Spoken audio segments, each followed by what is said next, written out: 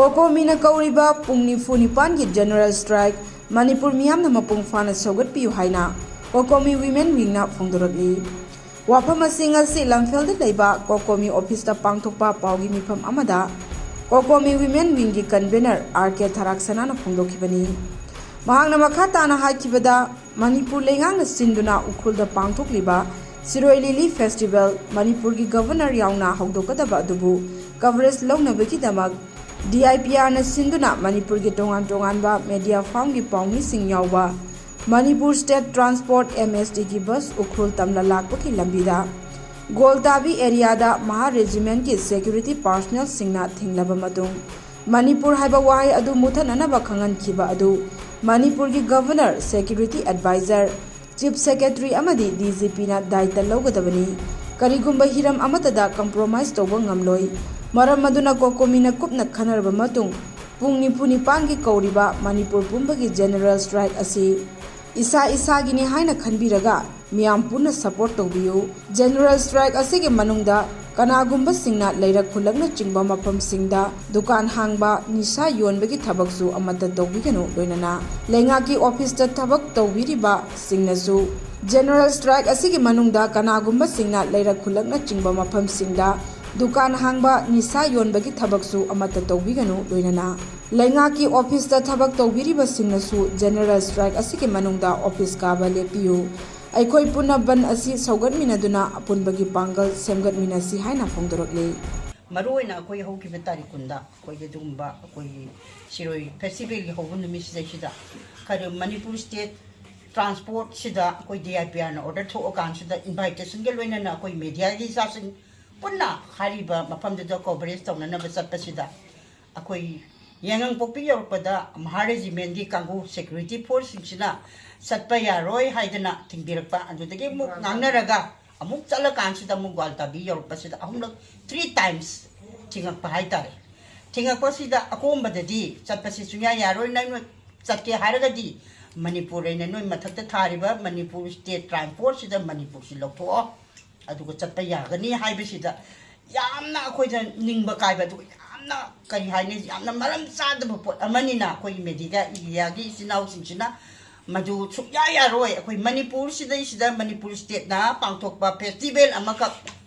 adugumba district amada yamna mawung tana pangthokna chathadana lakpa annual festival amakakta moina adu yam usitana Manipur se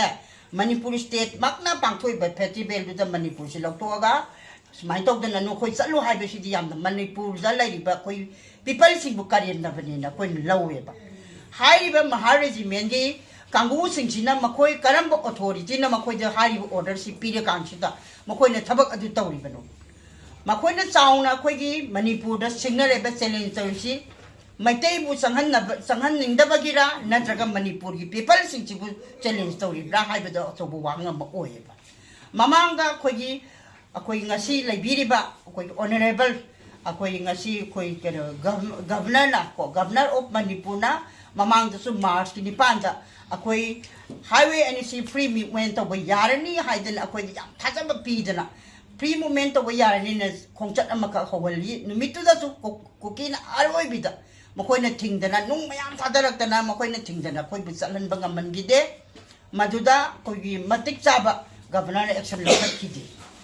adu matamdu da su akoi na thamoi da phaugi masigi thabak se akoi soidana maki makoi da usitaba se makoi adum lairabani na soidana kai bakhardi moja dum tawpa yai na khanbatu tasen akoi khangi bathabak to anda akoi gi sapsana marsi tangkunda siroi festival hobun mita moina chathari sineba aduna thamjani ba wafam di ngasi si akoi na popular government am laitrar matungda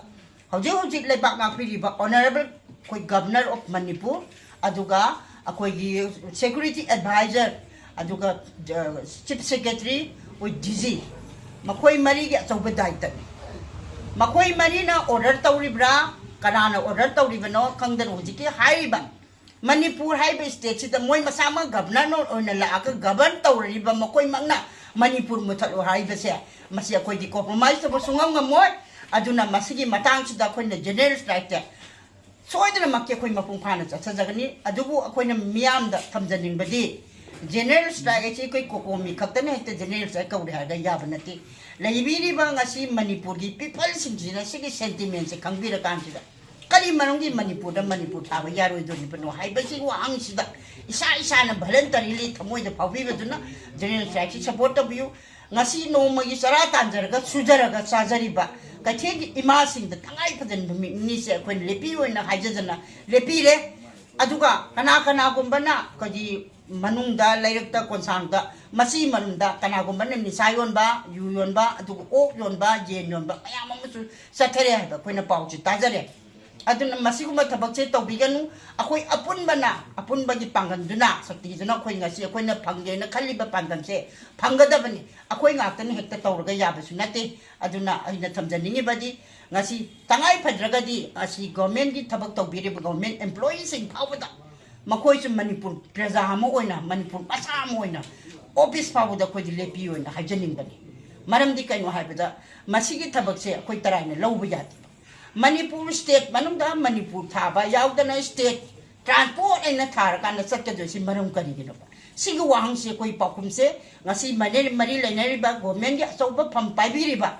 honorable governor of Manipur aduga chief secretary adu DG adu security advisor mo koi manen responsibility pura kansida madu soidana maki madu asumrando barza people da khangan bigada bani natraga di koi khongjang halloi aduga makata na koi taseng na hairagadi koi leriba koi praja mayam se koi sentiment se khangna government su tabak tawani aduga